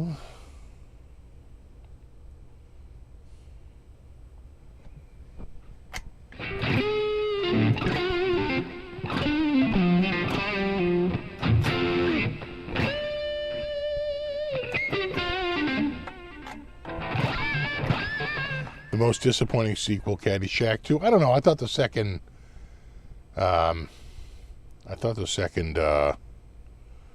Jurassic Park was just god awful. Just meandered all over the place. Didn't know what it wanted to do. Just god awful. And for that matter, and then Jurassic, the third one might have been slightly better, but even that was garbage. But then the Jurassic World one comes out. It's like hopeful maybe they can do something with this, but then the next Jurassic World comes out and it's just hot garbage. Just god awful. And the last Jurassic World they put out is practically unwatchable. I mean, it's like a series of disjointed sequences. It's like, what the hell is this?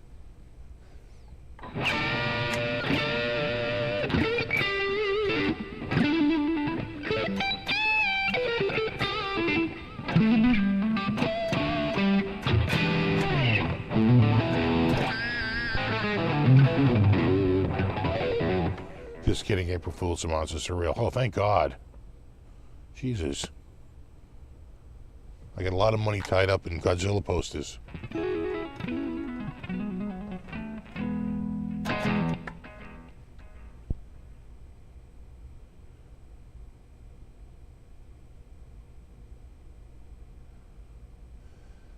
Chronicles of Riddick was one of my super faves. You know what? The only one I like with the Chronicles of Riddick is the one that's just called Riddick.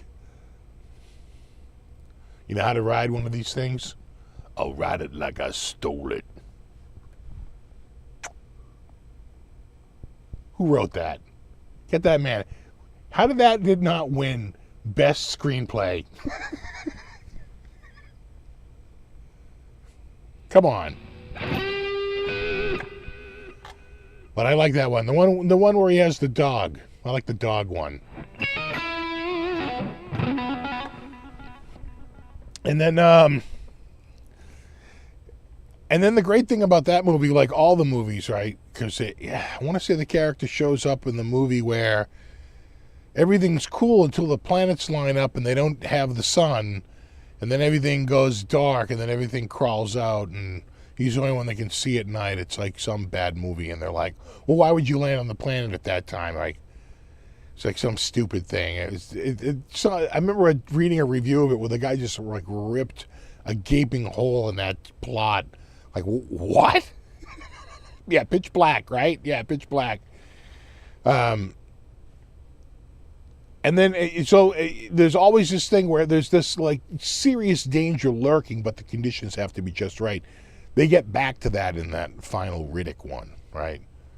Where there's this serious danger lurking, but it has to be raining, right? The conditions have to be just right for it to. Now you have a whole new problem. But that's got some great scenes in it, you know. That's a total mindless background movie.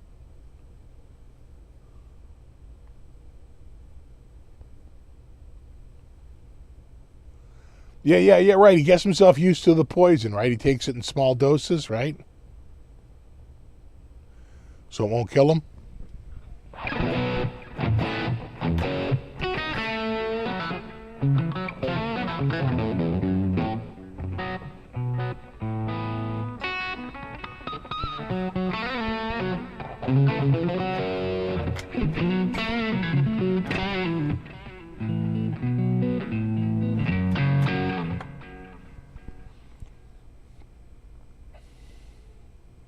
Yeah, fast zombies. I know zombies are supposed to be slow.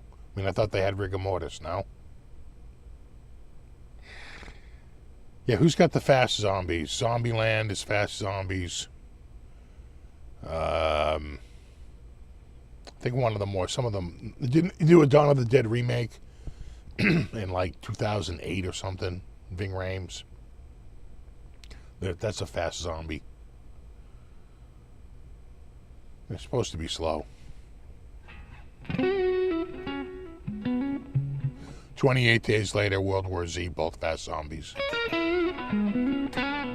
Yep. I saw a review for World War Z. They discover that the zombies are attracted to noise and they spend the rest of the movie making noise. It's like, yeah, that about sums it up.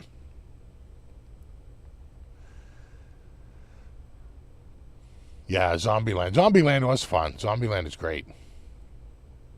28 Days Later was good, too.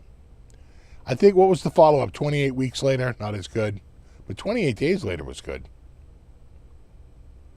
Didn't really call it zombie so much as like a virus, right? Yeah, World War Z has the fastest, I would agree.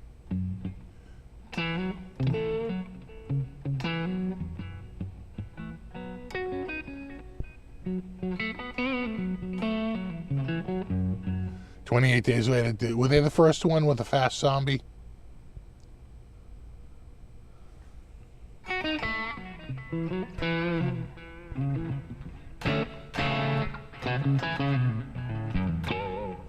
I feel like Shaun of the Dead was slow zombies.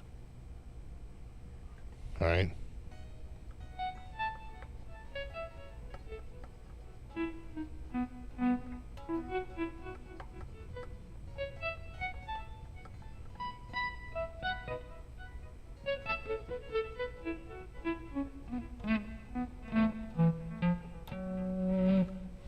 Yeah, well, the original George Romero, Dawn of the Dead, where they go down to the mall, and it's a whole, like, you know, there's a lot of subtexting going on there with, you know, of course they go to the mall. Like, see, remember, malls are kind of new at the time, relatively speaking. Like, when did they shoot that movie? I want to say 72? 70? When did Dawn of the Dead come out? 70, 72? Somewhere around there? Was it later than that? I don't think it was. Was Dawn of the Dead after that? I could have sworn it was early 70s.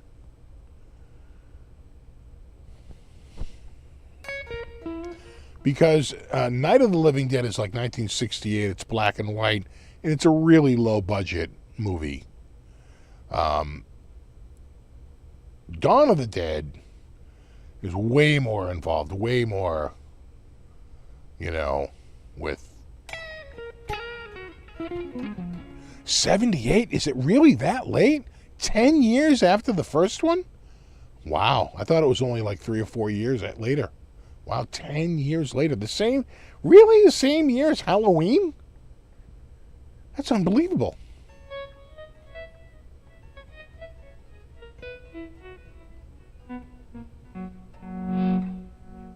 You got to remember, I didn't really see it in the theater until like the early. I didn't get my license till 83, so it was probably around 84, 85. You could go down to the. It wasn't the drive-in. It was the regular walk-in theater. You know, it was the. I want to say the Showcase Cinemas down at Braintree, and they ran it like every Saturday night. Might have been every Friday and Saturday night, but certainly every Saturday night. You could go down, and at midnight they played Dawn of the Dead like literally every week. You could always go and see Dawn of the Dead. We used to go down and catch it like a few times.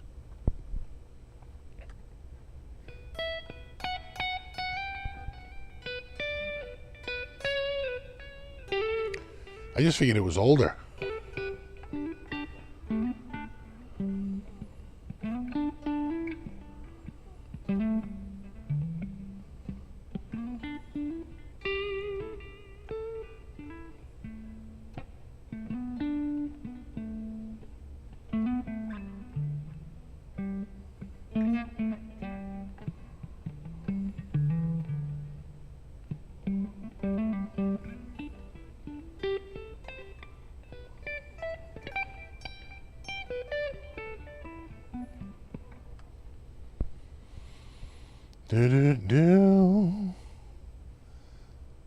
Saw Phantasm.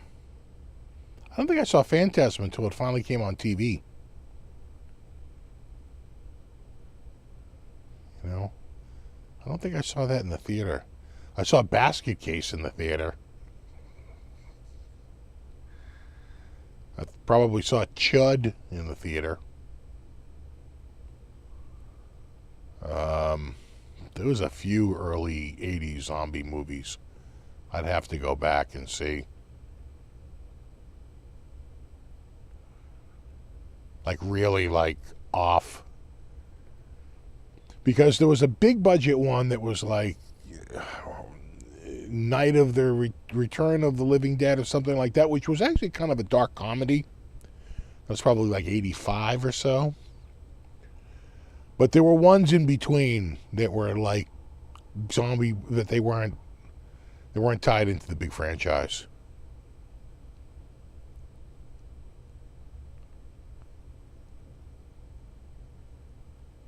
Yeah, they're going to do a remake of Toxic Avenger. You saw Basket Case on the Virgin Islands on acid. That'll mess you up. I don't think I saw Evil Dead or Evil Dead 2 in the theater. By then, VCRs were out, and I tended to watch on VCR. Just get it from the local, because those are always available. All the horror movies.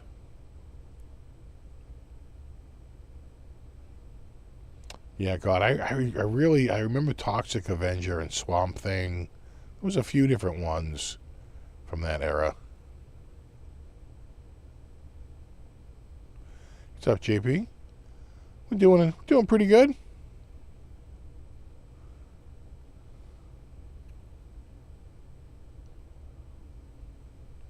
Have a good one, David. Yeah, right, exactly, Terry. There's a night of, the return of, the walk of, something out there. I never got into The Walking Dead, though. I don't really get into shows anymore. They're all going to see, I guess tomorrow, the matinee tickets are $4. They wanted me to go, but I was like, I don't want to go. I don't want to go sit in the theater. But they're all going to go see Barbie. I think it's $12 for the three of them. It's $4 a head. They're like, you should go. You're never going to get it cheaper to go. I'm like, I watch it on TV. The hell are we getting all these streaming services for? I think, who owns that? Warner Brothers? If Warner Brothers owns it, it'll be on HBO Max. Because Warner Brothers is under the HBO Max umbrella. It'll be here within a year. I'm good. Last movie I saw in the theater was Tropic Thunder. What are we hitting, 15 years now?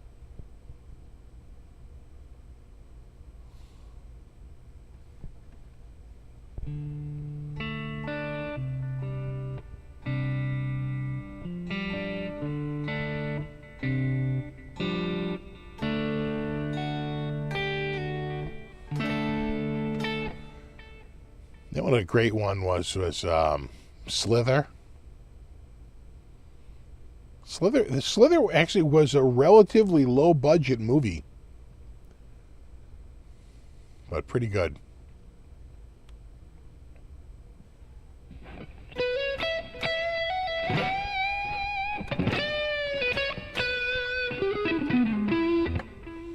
Yeah, $4 tomorrow. Yeah, it's Cinema Day.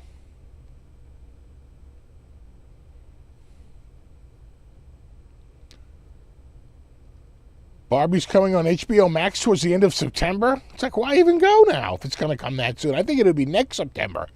Give it a year. Oh yeah, The Thing was really good. It was a great movie. Oh God, the arse. Let me see if I can get some blood circulating under there. Really, you like the Tomorrow War? I wasn't crazy about it. On Amazon Prime.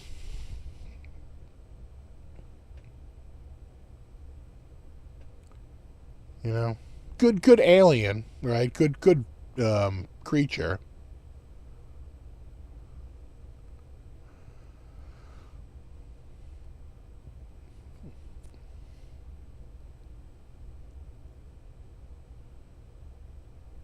Well, the move, Ogre Lord, is to chow, right? You go and have a big meal right before you go, and then you fall asleep in the theater. I tell you, man, I'm ready to have some dinner tonight. I'm freaking starving. Our search dude took a bike ride today. I remember I dumped my bike. The kid in front of me goes over his handlebars. Rather than ride into him, I dump my bike out from under me and like land on my back rather than land forward. And like the dude behind me crashes into me, right? Because it's like this big, we're all flying through the woods. And I just like hit my like tailbone, like, you know, on the ground, on the rock or whatever. God, it just hurt, like, you know, the like right at the top of right where your back meets your ass, like right there. Like really hit the ground. And I remember like a couple of days later walking going, oh man, like really hurts. And this regular customer came in the music store. And he goes, hey, how's it going? I go, oh, actually my ass is killing me. And he goes, hemorrhoids. I'm like, oh no, hemorrhoids, no. Fell off my bike. He's like, oh, okay. Hemorrhoids. Like, no, I'm good. Oh no, I used to wear I would wear a helmet. In fact, very early when I had my bike, I remember my front wheel planted, went over the handlebars, bent the front wheel like practically in half, right? Because it was like one of those hybrid bikes, so the wheel wasn't as robust as a mountain bike. So I bent, you know, the wheel planted, went right over, bent it, and I went down and I was fine. I didn't realize, but I realized later that my helmet had broke. The styrofoam in my helmet was cracked, and so I definitely hit my helmet on something. I realized up in the corner, I hit something, and it cracked. It took the brunt of it and broke. You know, and I was like, I had to go get another helmet.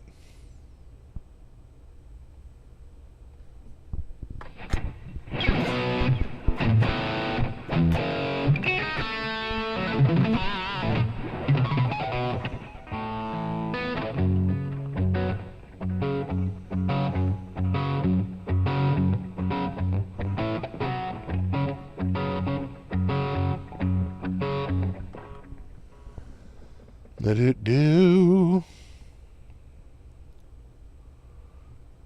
Mm-hmm.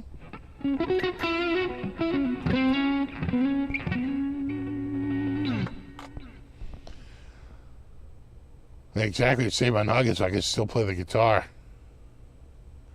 Exactly. Better my helmet than my head for sure. You know? I probably did hit the ground pretty hard. Just didn't realize it, you know? It was on a trail. It was on a rocky trail. And I was like, oh, yeah, no, it's fine, it's fine. And then I realized, oh, my God, I think I broke my helmet. After a crash, you're supposed to replace the helmet anyway, even if it's not broken, sure.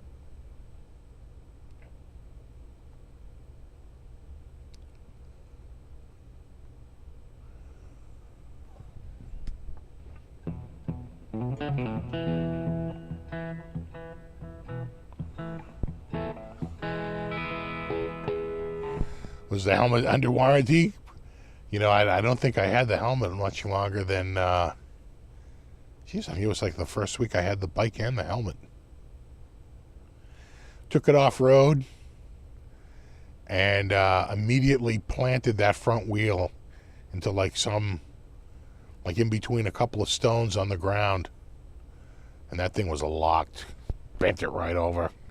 Gone. Ruined. Exactly, I don't have a butt helmet, so.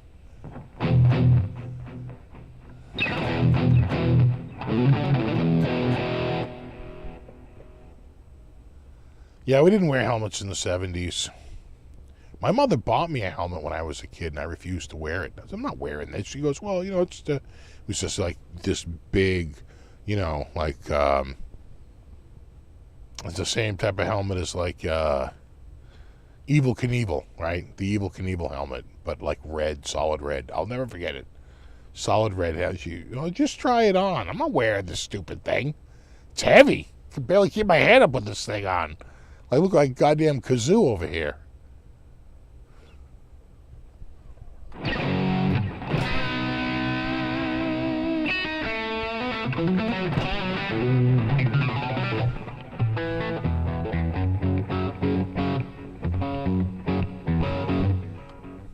I should have a video coming out this week. I actually thought it was going to come out last week, but I got tied up with the friggin' car repair and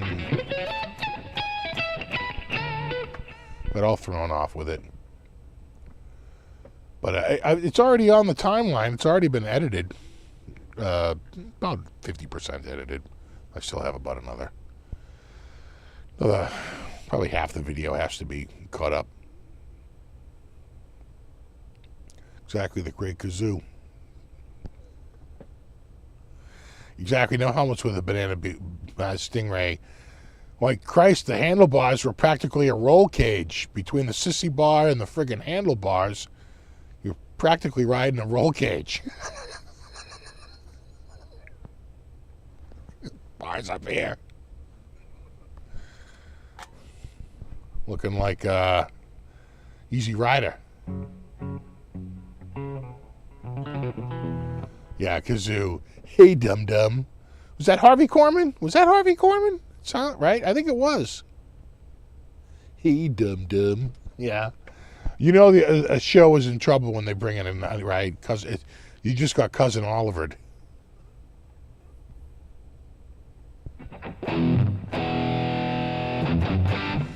Yeah, gazoo, not kazoo. The great kazoo.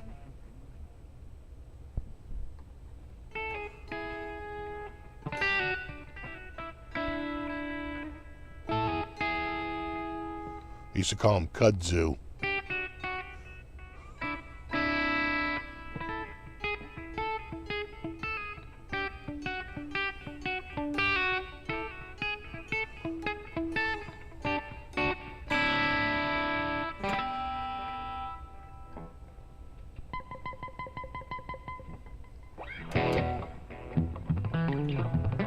Did they make an X-Files on Cousin Oliver? Yeah. Lovable mop top. He's like, you're all old and you're not cute any longer. That's why they're bringing me in. I'm like a mini John Denver.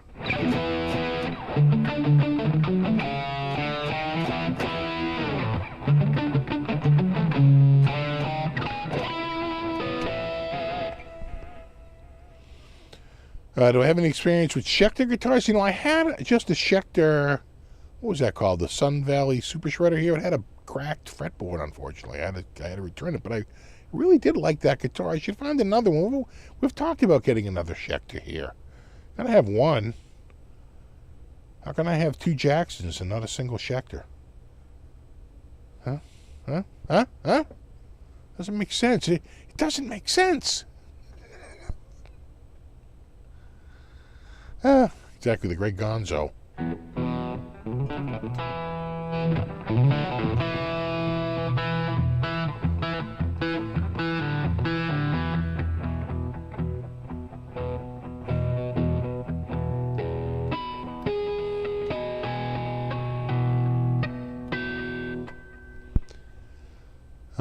You watched the Bernie Martin interview here back with Lee, yeah. No, he had been really running the circuit for a while there. You'd see him around.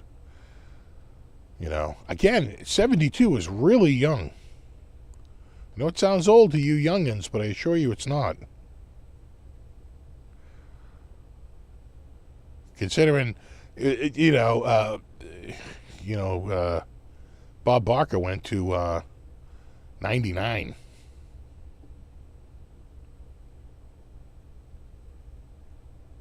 How did I like the Sustainiac? I like the Sustainiac.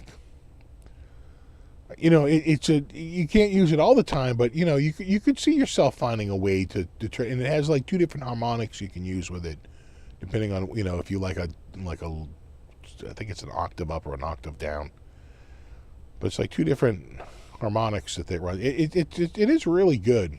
It's fun. I don't know if I'd have a whole fleet of them, but it wouldn't hurt to have one of them. Exactly, it's the Chewbacca defense.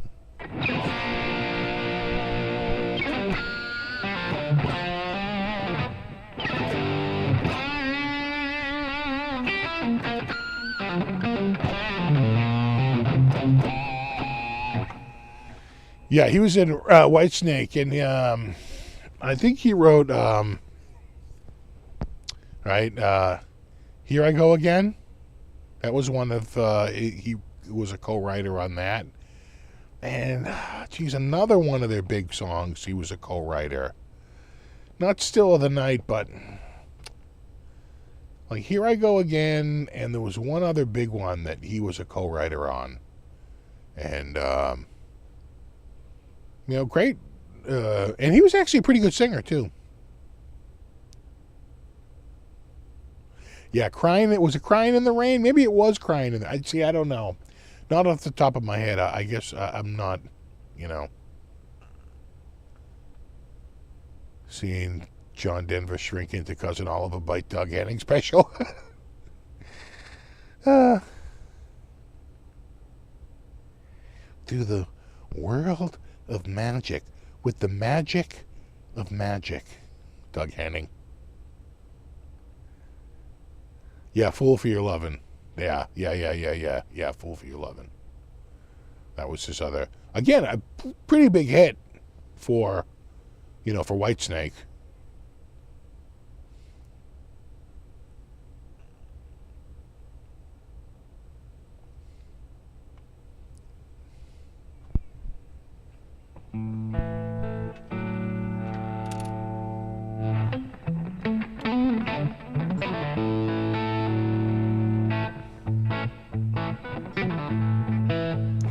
Yeah, you saw him with his band Alaska in '85, yeah.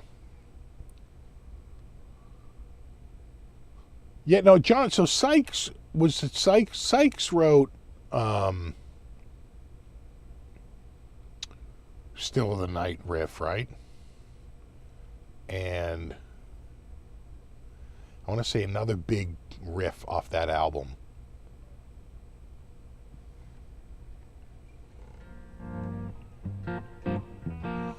Cuatro minutos, vámonos.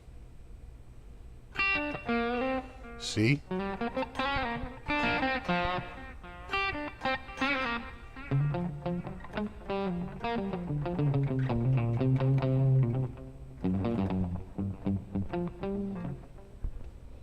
Bernie and John Lord really do an acoustic version of Here I Go. Oh yeah? That sounds good. Sykes wrote a lot of the '87 album. Yeah, I felt like Sykes was all over that album.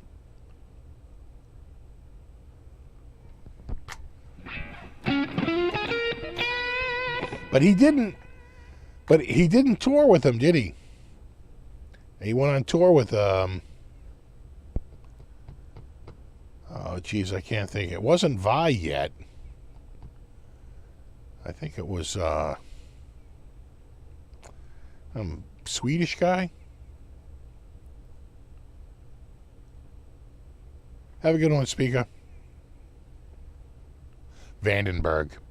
Yeah, Adrian Vandenberg. That was it. Yeah, and Vivian Campbell. Yeah, Vandenberg. That's who I'm thinking of. On the touring end.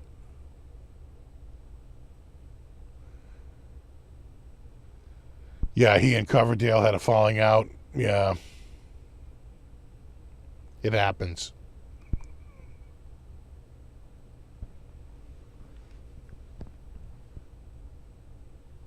He had better hair, so Coverdale fired him.